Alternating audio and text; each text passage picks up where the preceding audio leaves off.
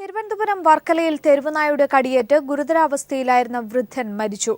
വർക്കല സ്വദേശി രാഘവനാണ് മരിച്ചത്. ഇന്ന് പുലർച്ചെ വീടിന്റെ വരാന്തയിൽ കിടന്നുറങ്ങിയ വൃദ്ധനെ തെരുവുനായ്ക്കൾ കൂട്ടമായെത്തി കടിച്ചു കീറുകയായിരുന്നു. കക്ഷി രാഷ്ട്രീയ ഭേദമന്യേ മേനകാ ഗാന്ധിക്കെതിരെ ജനരോക്ഷം ഉയരുകയാണ്. ഇന്ന് രാവിലെ 6:30യോടെയാണ് തെരുവുനായ്ക്കൾ വർക്കല മുണ്ടയിൽ ചാരുവിള പുത്തൻ വീട്ടിൽ രാഘവൻ എന്ന 90-കാരനെ ക്രൂരമായി ആക്രമിച്ചത്. ആക്രമണത്തിൽ രാഘവന്റെ മുഖം പാതി തകർന്നു. കയ്യിലും കഴുത്തിലും തുടയിലും ഗുരുതരമായി പരിക്കേറ്റു. മെഡിക്കൽ കോളേജ് അത്യാഹിത വിഭാഗത്തിൽ പ്രവേശിപ്പിച്ച രാഘവൻ 2:50ഓടെ മരണപ്പെടുകയായിരുന്നു. മോർച്ചറിയിലേക്ക് മാറ്റിയ മൃതദേഹം ഇൻക്വസ്റ്റിന് ശേഷം പോസ്റ്റ്മോർട്ടം നടത്തും. മോർച്ചറിയിലെത്തി ജനപ്രതിനിധികളും രാഷ്ട്രീയ നേതാക്കളും രാഘവന്റെ മൃതശരീരത്തിൽ അന്തിമോപചാരം അർപ്പിച്ചു. മേനകാ ഗാന്ധി ഇനിയെങ്കിലും നിലപാട് തിരുത്തണമെന്ന് KPCC അധ്യക്ഷൻ VM സുധീരൻ ആവശ്യപ്പെട്ടു. യാഥാർത്ഥ്യബോധത്തോടുകൂടി ഈ പ്രശ്നത്തെ അഭിമുഖീകരിക്കാൻ കേന്ദ്ര ഗവൺമെൻറ് തയ്യാറാകുന്നില്ല എന്നുള്ളത്, പ്രത്യേകിച്ചും മേനകാ ഗാന്ധിയെപ്പോലുള്ളവർ തയ്യാറാകുന്നില്ല എന്നുള്ളത് വളരെ ദുഃഖകരമാണ്. വർക്കലയിലെ തെരുവുനായ്ക്കളെ സമീപ ദിവസങ്ങളിൽ തന്നെ കൊന്നൊടുക്കുമെന്ന് വർക്കല MLA V ജോയ് പറഞ്ഞു. പൂർണ്ണമായി വർക്കലയിൽ ആക്രമണകാരികളായിട്ടുള്ള പട്ടികളെ നശിപ്പിക്കുന്നതിന് വേണ്ട നടപടി തന്നെ സ്വീകരിക്കാൻ വേണ്ടി പോവുകയാണ്. മേനകാ ഗാന്ധിയുടെ നിലപാടല്ല തെരുവുനായ വിഷയത്തിൽ BJP സംസ്ഥാന നേതൃത്വത്തിലുള്ളതെന്ന് സംസ്ഥാന സെക്രട്ടറി VV രാജേഷ് പറഞ്ഞു. സംസ്ഥാന BJP ഘടകത്തിന്റെ നിലപാട് അക്രമകാരികളായ നായ്ക്കളെ അവയെ കൊന്നൊടുക്കണം എന്നുള്ളത് തന്നെയാണ് ഞങ്ങളുടെ നിലപാട്. ഒരു മാസത്തിനു മുമ്പ് വിഴിഞ്ഞത്ത് ശിലുവമ്മ എന്ന വൃദ്ധയ്ക്ക് നേരെ ഉണ്ടായ കൊലപാതകത്തിനു ശേഷം തെരുവുനായ്ക്കളുടെ കടിയേറ്റ് അടുത്തിടെ തിരുവനന്തപുരത്ത് കൊല്ലപ്പെടുന്ന 2ാമത്തെ വ്യക്തിയാണ് രാഘവൻ. News bureau, Thiruvananthapuram.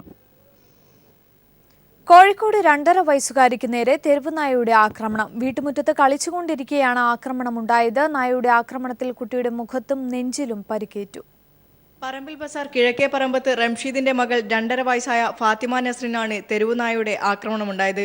വീട്ടുമുറ്റത്ത് കളിച്ചുകൊണ്ടിരിക്കുകയായിരുന്നു ആക്രമണത്തിൽ കുട്ടിയുടെ നെഞ്ചത്തും മുഖത്തും പരിക്കുകളേറ്റിട്ടുണ്ട്. കളിച്ചുകൊണ്ട് നിൽക്കുകയായിരുന്നു. നായ ഇങ്ങനെ കൂട്ടായിട്ട് വരുത്തുണ്ട്. ഇന്നൊരു നായ ഉണ്ടായിട്ടുള്ളൂ. കുട്ടീനെ കടിച്ച് ഉമ്മ അടുത്തുണ്ടേനും അതിനോട് രക്ഷപ്പെട്ട. മെഡിക്കൽ കോളേജ് ആശുപത്രിയിൽ ചികിത്സ തേടിയിട്ടുണ്ട്. പ്രദേശത്ത് സ്ഥിരമായി തെരുവുനായയുടെ ശല്യം ഉണ്ടാകാറുണ്ടെന്നാണ് നാട്ടുകാരുടെ പരാതി. News bureau, Kozhikode. കേരളത്തെ തെരുവുനായ മുക്ത സംസ്ഥാനമാക്കി മാറ്റുമെന്ന് KT ജലീൽ പറഞ്ഞു. ഇതിനാവശ്യമായ എല്ലാ നടപടികളും സ്വീകരിക്കുമെന്നും മന്ത്രി വ്യക്തമാക്കി. ഒരു തെരുവുനായ മുക്ത സംസ്ഥാനമാക്കി, സ്ട്രേ ഡോഗ്സ് മുക്ത സംസ്ഥാനമാക്കി കേരളത്തെ മാറ്റുക എന്നുള്ളതാണ് വരുന്ന 5 വർഷം കൊണ്ട് ഗവൺമെൻറ് ലക്ഷ്യമിടുന്നത്. അതിനായി തദ്ദേശ സ്ഥാപനങ്ങളിൽ പട്ടികളെയും നായ്ക്കളെയും വളർത്തുന്നതിന് ഒരു ലൈസൻസ് സമ്പ്രദായം ഏർപ്പെടുത്തുന്നതിനെക്കുറിച്ച് ആലോചിക്കുന്നുണ്ട്. അതുപോലെ തന്നെ തെരുവ് നായ്ക്കളെ മുഴുവൻ വന്ധീകരണം നടത്തി ബ്ലോക്ക് അടിസ്ഥാനത്തിലോ ജില്ലാ അടിസ്ഥാനത്തിലോ ഓരോ ഡോഗ് പാർക്കുകൾ ഉണ്ടാക്കി അവിടെ പുനരധിവസിപ്പിക്കണം എന്നാണ് ആത്യന്തികമായി ലക്ഷ്യമിടുന്നത്.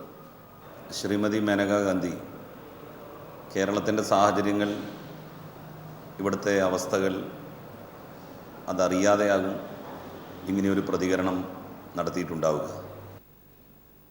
മധ്യകേരളത്തിൽ ഉത്സവ ആഘോഷങ്ങൾക്കായുള്ള വെടിക്കെട്ടുകൾ പൂർണ്ണമായും നിർത്തിവെക്കാൻ ഫയർവർക്സ് മാനുഫാക്ചേഴ്സ് അസോസിയേഷന്റെ തീരുമാനം. വെടിമരുന്ന് ഉപയോഗത്തിന് വ്യക്തമായ മാനദണ്ഡങ്ങളില്ലാത്തതിനാൽ ഉദ്യോഗസ്ഥരുടെ പീഡനങ്ങൾക്ക് ഇരയാകേണ്ടി വരുന്നുവെന്നാരോപിച്ചാണ് പ്രവർത്തനം നിർത്തിവെക്കുന്നത്. നിരോധിത രാസവസ്തുക്കൾ ഉപയോഗിച്ചതിന് തൃശൂർ പൂരം വെടിക്കെട്ട് നടത്തിപ്പുകാരുടെ ലൈസൻസ് സസ്പെൻഡ് ചെയ്തതിൽ പ്രതിഷേധിച്ചാണ് സമരം.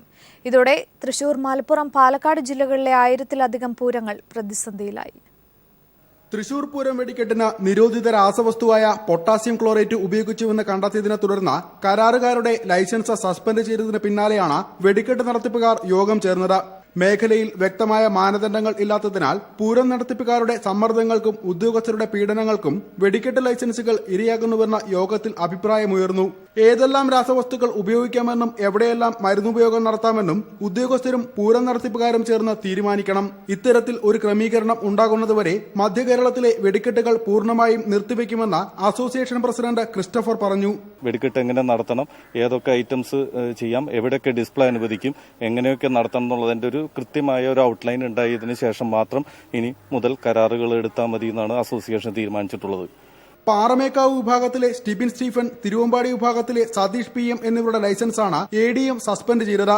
സാമ്പിൾ വെടിക്കെട്ടിന് മുന്നോടിയായാണ് വെടിമരുന്നുകൾ പരിശോധനയ്ക്കായി കൊണ്ടുപോയതെന്നും 2 വിഭാഗക്കാരും പൊട്ടാസ്യം ക്ലോറേറ്റ് ഉപയോഗിച്ചിട്ടില്ലെന്നും ലൈസൻസ് നഷ്ടമായ കരാറുകാരൻ PM സതീഷ് പറഞ്ഞു. ഞാൻ എന്തായാലും ഈ നിരോധന രാസവസ്തു ഞാൻ ഉപയോഗിച്ചിട്ടില്ല. ഇതിലെന്തോ ഗൂഢമായ ഒരു ആലോചനയുണ്ട്. നവംബർ മുതൽ മധ്യ കേരളത്തിലെ പൂരം സീസൺ ആരംഭിക്കാനിരിക്കെയാണ് വെടിക്കെട്ട് ലൈസൻസുകൾ നിർമ്മാണം നിർത്തിവെക്കുന്നത്. ഇതോടെ തൃശൂർ, മലപ്പുറം, പാലക്കാട് ജില്ലകളിലെ 1000-ലധികം പൂരങ്ങൾ പ്രതിസന്ധിയിലാകും. News bureau, Thrissur. ഭാഗപത്രം, ഒഴിമുറി, ധനനിശ്ചയം, ഇഷ്ടദാനം തുടങ്ങിയവയ്ക്ക് ഏർപ്പെടുത്തിയ ബജറ്റിലെ നികുതി വർധന പിൻവലിക്കുമെന്ന് ധനമന്ത്രി തോമസ് ഐസക്. സ്റ്റാമ്പ് ഡ്യൂട്ടിയുടെ കാര്യത്തിൽ മുൻ സർക്കാരിന്റെ കാലത്തെ സ്ഥിതി തുടരണമോ എന്നതടക്കമുള്ള കാര്യങ്ങളിൽ സബ്ജക്ട് കമ്മിറ്റിയിൽ അന്തിമ തീരുമാനമുണ്ടാകുമെന്നും ധനമന്ത്രി പറഞ്ഞു. 2016 കേരള ധനകാര്യ ബിൽ സബ്ജക്ട് കമ്മിറ്റിക്ക് അയക്കണമെന്ന പ്രമേയ ചർച്ചയ്ക്ക് നിയമസഭയിൽ മറുപടി പറയുകയായിരുന്നു ധനമന്ത്രി. 2016 കേരള ധനകാര്യ ബിൽ സബ്ജക്ട് കമ്മിറ്റിക്ക് അയക്കണമെന്ന പ്രമേയ ചർച്ചയിൽ ഭരണ പ്രതിപക്ഷത്ത് നിന്ന് 14 അംഗങ്ങളാണ് പങ്കെടുത്തത്. ചർച്ചയ്ക്ക് തുടക്കമിട്ട മുൻ മുഖ്യമന്ത്രിയും പ്രതിപക്ഷ നേതാവുമായ VS അച്യുതാനന്ദൻ UDFന്റെ അഴിമതികളെ തുറന്നുകാട്ടുകയും മുൻ മുഖ്യമന്ത്രി ഉമ്മൻചാണ്ടിക്കെതിരെ രൂക്ഷമായ വിമർശനം നടത്തുകയും ചെയ്തിരുന്നു. ഈ സർക്കാരിന്റെ ധനബില്ലിന് ജനപക്ഷ മുഖമുണ്ടെന്ന് പറഞ്ഞ അദ്ദേഹം ധനബില്ലിനെ പിന്തുണച്ചു. ഒഴിമുറി, ധനനിശ്ചയം തുടങ്ങിയ ആധാരങ്ങളുടെ സ്റ്റാമ്പ് ഡ്യൂട്ടി കുറയ്ക്കണമെന്ന ആവശ്യമാണ് ബഹുഭൂരിപക്ഷം അംഗങ്ങളിൽ നിന്നും ചർച്ചയിൽ ഉയർന്നത്. ഇതിന്റെ അടിസ്ഥാനത്തിലാണ് ഭാഗപത്രം, ഒഴിമുറി, ധനനിശ്ചയം, ഇഷ്ടദാനം എന്നിവയ്ക്ക് വർദ്ധിപ്പിച്ച 3% സ്റ്റാമ്പ് ഡ്യൂട്ടി പിൻവലിക്കുമെന്ന് ധനമന്ത്രി സഭയെ അറിയിച്ചു. നികുതി 1% അല്ലെങ്കിൽ മുൻ സർക്കാരിന്റെ കാലത്തേതുപോലെ 1000 രൂപ എന്ന നിലയിൽ വേണമോ എന്നത് സബ്ജക്ട് കമ്മിറ്റിയിൽ തീരുമാനിക്കുമെന്നും ധനമന്ത്രി നിയമസഭയിൽ വ്യക്തമാക്കി. ആഡംബര വാഹനങ്ങളുടെയും ടൂറിസ്റ്റ് ബസ്സുകളുടെയും തറവിസ്തീർണം കണക്കാക്കിയുള്ള നികുതി വർധനയുടെ കാര്യത്തിൽ സബ്ജക്ട് കമ്മിറ്റിയിൽ തീരുമാനമുണ്ടാകും. കൂടാതെ ജുവലറി പർച്ചേസ് നികുതി വിഷയവും സബ്ജക്ട് കമ്മിറ്റി ചർച്ച ചെയ്ത് അന്തിമ തീരുമാനം കൈക്കൊള്ളുമെന്നും ധനമന്ത്രി ഡോക്ടർ തോമസ് ഐസക് സഭയിൽ ഉറപ്പു നൽകി. തുടർന്ന് പ്രമേയം പാസാക്കി 2016 കേരള ധനകാര്യ ബിൽ സബ്ജക്ട് കമ്മിറ്റിക്ക് അയച്ചു. Sunil Arimanur, news bureau, Thiruvananthapuram. HIV ബാധിതന്റെ വെളിപ്പെടുത്തൽ.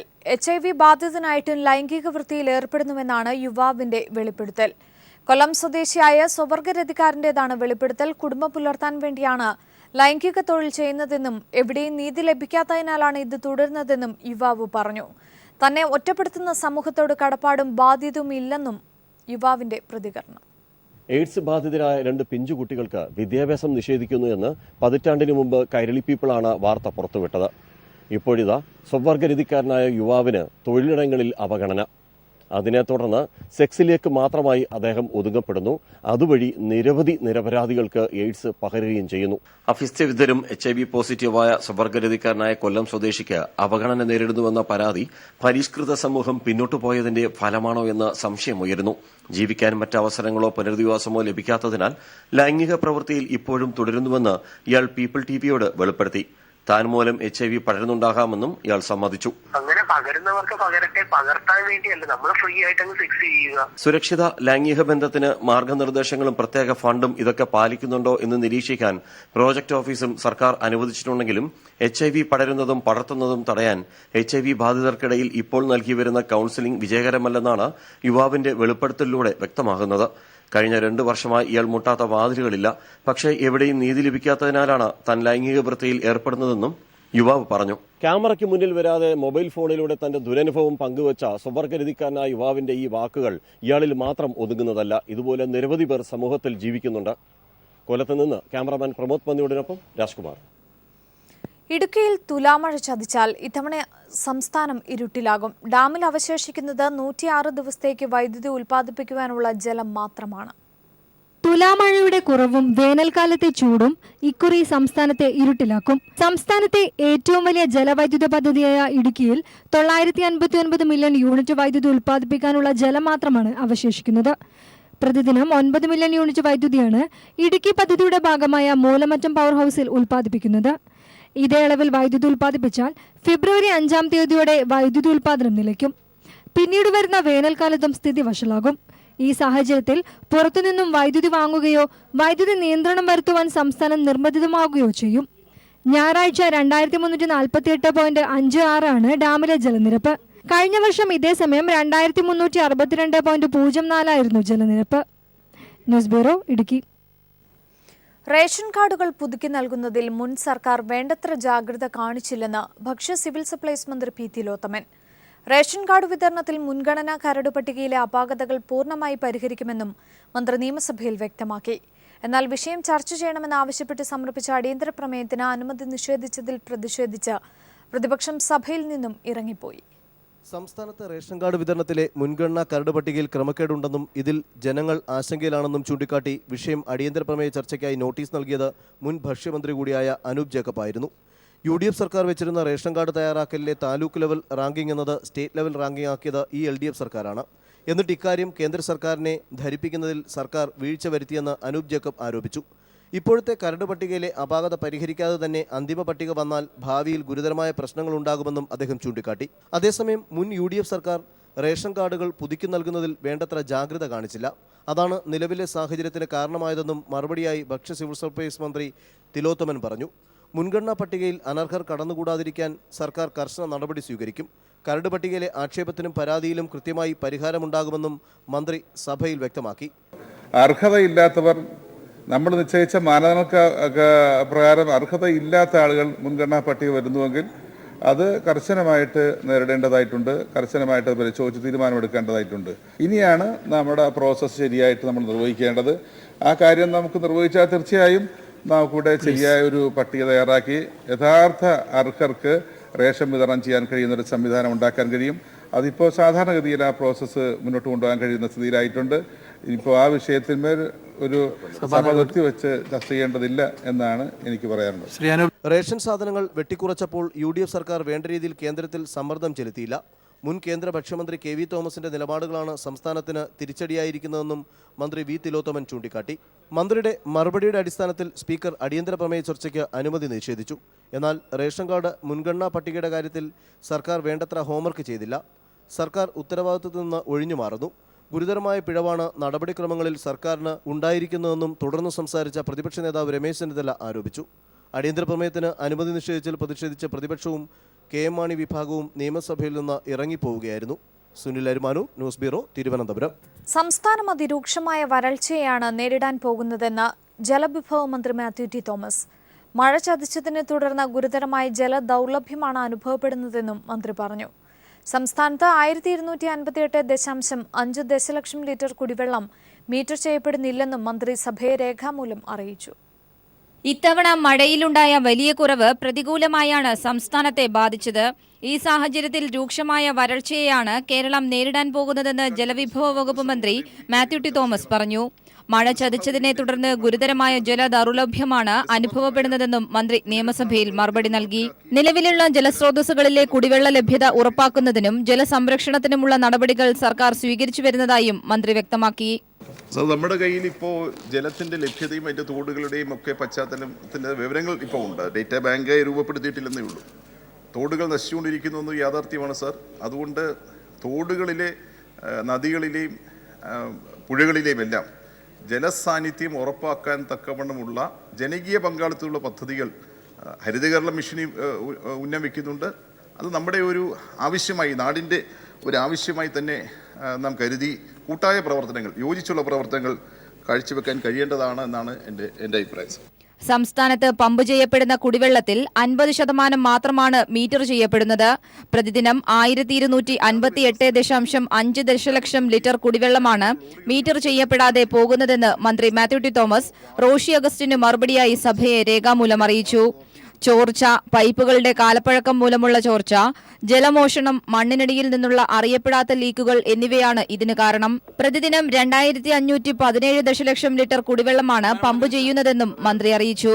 നദീജല കരാറുകൾ പരിഷ്കരിക്കുന്നതിനുള്ള നടപടികൾ പുരോഗമിച്ചു വരുന്നതായും ജലനയം സർക്കാർ പുതുക്കുമെന്നും മന്ത്രി സഭയിൽ വ്യക്തമാക്കി. News bureau, Thiruvananthapuram. ചന്ദ്രബോസ് വധക്കേസ് പ്രതി നിസാമിന്റെ ഫോൺ വിളിയിൽ ജയിലിൽ സുരക്ഷാ പാളിച്ച ഉണ്ടായിട്ടില്ലെന്ന് മുഖ്യമന്ത്രി പിണറായി വിജയൻ. ജയിലിനകത്തല്ല, ബംഗളൂരു യാത്രക്കിടയിലാണ് നിസാം ഫോൺ ഉപയോഗിച്ചതെന്നും മുഖ്യമന്ത്രി നിയമസഭയിൽ പറഞ്ഞു. നിസാമിന് സർക്കാർ വഴിവിട്ട സഹായങ്ങൾ നൽകില്ലെന്നും അദ്ദേഹം വ്യക്തമാക്കി. കൊച്ചി മെട്രോയുടെ ആദ്യഘട്ടം 2017 ഏപ്രിൽ പൂർത്തിയാകുമെന്നും മുഖ്യമന്ത്രി അറിയിച്ചു. ഫോൺ വിളിച്ചതുമായി ബന്ധപ്പെട്ട് വിഷയം ശ്രദ്ധയിൽപ്പെട്ടപ്പോൾ തന്നെ സർക്കാർ ഇടപെട്ടു. ജയിലിൽ ഫോൺ വിളിയുമായി ബന്ധപ്പെട്ട് സുരക്ഷാ പാളിച്ച ഉണ്ടായിട്ടില്ലെന്ന് മുഖ്യമന്ത്രി പിണറായി വിജയൻ നിയമസഭയിൽ പറഞ്ഞു. ബംഗളൂരു യാത്രക്കിടെയാണ് നിസാം ഫോൺ ഉപയോഗിച്ചതെന്നും മുഖ്യമന്ത്രി വ്യക്തമാക്കി. ജയിലിന് പുറത്തുവെച്ച് നടന്ന സംഭവമായതിനാൽ ഇക്കാര്യത്തിൽ ജയിൽ സുരക്ഷാ പാളിച്ച ഉണ്ടായിട്ടില്ല എന്നും ജയിൽ ഉദ്യോഗസ്ഥർക്ക് വീഴ്ചയുണ്ടായിട്ടില്ല എന്നും അന്വേഷണത്തിൽ വ്യക്തമായിട്ടുണ്ട്. അനാവശ്യമായ സൗകര്യങ്ങൾ, ഏതെങ്കിലും തരത്തിൽ വഴിവിട്ട സൗകര്യം ഈ നിഷാമിന് നൽകുന്നതിനോട് സർക്കാരിന് യാതൊരു യോജിപ്പുമില്ല. അങ്ങനെ ഒരു കാര്യം സംഭവിക്കില്ല. യാത്രക്കിടെ മൊബൈലിൽ സംസാരിക്കാൻ അവസരം നൽകിയതിന് അന്വേഷണത്തിന്റെ അടിസ്ഥാനത്തിൽ 3 പോലീസുകാരെ സസ്പെൻഡ് ചെയ്തു. അതേസമയം മാധ്യമപ്രവർത്തകനുമായി നിസാം ഫോണിൽ സംസാരിച്ചുവെന്ന പരാതി ഗൗരവതരമാണെന്നും ഇതിൽ അടിയന്തരമായി പരിശോധിച്ച് നടപടിയെടുക്കുമെന്നും മുഖ്യമന്ത്രി സഭയിൽ തിരുവഞ്ചൂർ രാധാകൃഷ്ണന്റെ ഉപക്ഷേപത്തിന് മറുപടിയായി പറഞ്ഞു. കൊച്ചി മെട്രോയുടെ ആദ്യഘട്ടം 2017 ഏപ്രിലിൽ പൂർത്തിയാകുമെന്ന് മുഖ്യമന്ത്രി ഹൈബീഡന്റെ ശ്രദ്ധ ക്ഷണിക്കലിന് മറുപടിയായി വ്യക്തമാക്കി. കൊച്ചി മെട്രോയുടെ നിർമ്മാണ പ്രവൃത്തികൾ 2017 ഏപ്രിൽ മാസത്തിൽ ആദ്യ റീച്ച് പൂർത്തീകരിക്കുക എന്ന ലക്ഷ്യത്തോടെയാണ് പുരോഗമിക്കുന്നത്. എല്ലാ സിവിൽ നിർമ്മാണ പ്രവർത്തനങ്ങളും 2017 ജനുവരിയോടെ പൂർത്തീകരിക്കുന്നതിനായി നിർദ്ദേശങ്ങൾ നൽകിയിട്ടുണ്ട്. ആദായനികുതി ഇളവുകൾ സ്ഥലമുടമകൾക്ക് നൽകണം എന്നുള്ളതാണ് സർക്കാരിന്റെ നിലപാട്. മഹാരാജാസ് മുതൽ പേട്ട വരെയുള്ള 2ാം ഘട്ടത്തിന്റെ പണിയിൽ വീഴ്ച വരുത്തിയ 2 കരാറുകാരെ മാറ്റി നിർത്തിയതായും മുഖ്യമന്ത്രി സഭയിൽ വ്യക്തമാക്കി. നിയമസഭയിൽ നിന്നും എസ് ഷീജ.